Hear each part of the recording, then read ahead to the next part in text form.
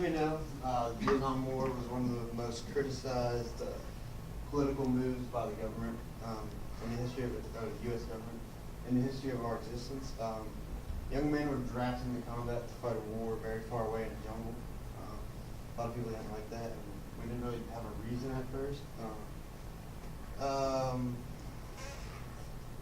All right, so this Vietnam War is the reason the flower power movement started.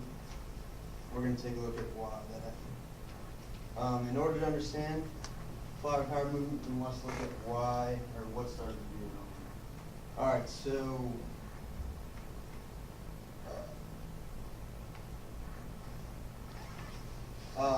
the Indochina War, which is Vietnam was occupied by France, and Vietnam declared independence, and France recognized this, and they actually reached negotiations.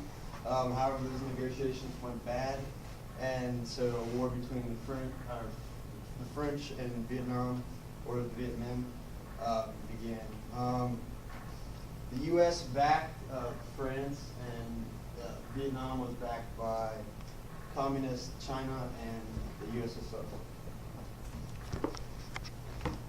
America intervened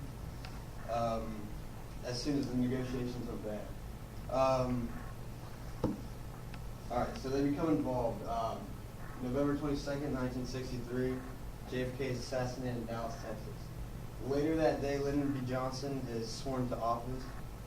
Once this happens, he's left to deal with all of the problems in Vietnam, and he's given the responsibility of what to do and make the decision on whether to take further military action or not.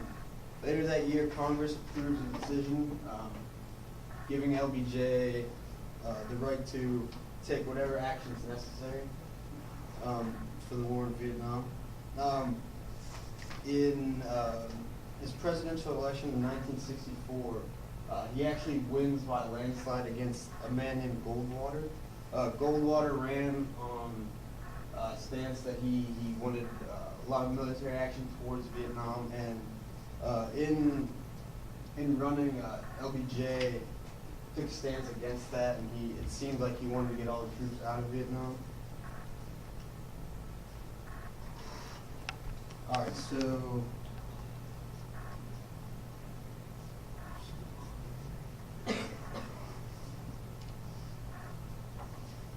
yeah, the Gulf of Tonkin incident. This happened in 1964. This is actually before OJ's re-election. This is really what got us involved. It was between a military or a U.S. destroyer and 3 torpedo boats, North Vietnamese torpedo boats. That's really what got us started. Some say that actually never happened. I don't know, that's debatable. I don't want to get into that. So the troop levels begin to rise in Vietnam, and this angered most Americans because LBJ seemed like he wanted to get levels down and maybe even get out of the war overall.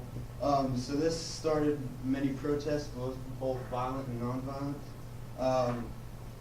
So the flower power movement, troop levels in Vietnam reached 200,000, and that's what gave rise to the flower power movement. Allen Ginsberg is credited as starting it. He never actually said the phrase flower power, but it caught on, and he was given props, I guess, for leading it and everything. He was a poet and a counterculture leader. It actually started in 1965 in Berkeley, California. It was meant to be symbolic and peaceful, and many musicians actually started backing it. Obviously, Marilyn Manson. Sorry, I can't think of her name now. No, that's not her name. Anyways, one of the biggest events, I guess, was Woodstock.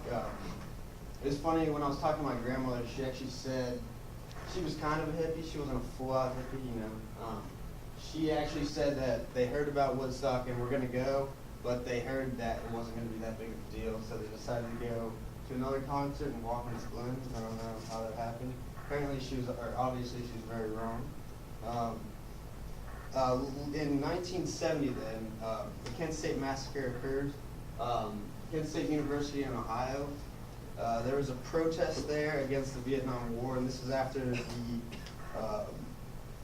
General Westmoreland requested more troops for Vietnam.